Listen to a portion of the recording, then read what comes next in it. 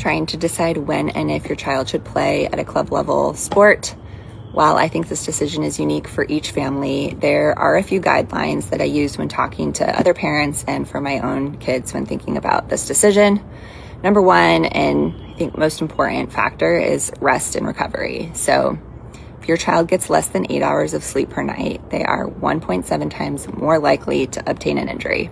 So thinking about it for us, if practice ends at 8, it's 30 minutes away.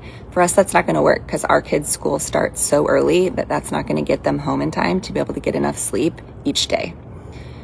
The second thing that I would think about is development over display, meaning the amount of practices the club is having versus games. A good ratio is 3-to-1, practice versus games.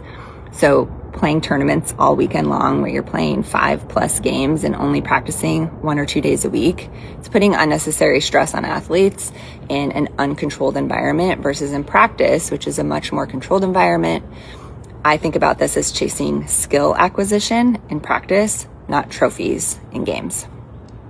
The third thing would be, is my child still going to be able to play other sports while participating in this club? Specialization too early is the number one factor of injuries. Playing multiple sports creates more well-rounded athletes with significantly less injuries.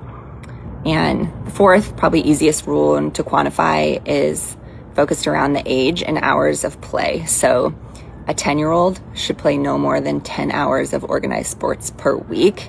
Exceeding the number of their age to the number of hours per week is a huge predictor for injuries. So hopefully this gives you some good guidance for making this decision for your athletes and for your families. If you found this helpful, please share it with other families who could benefit from this info.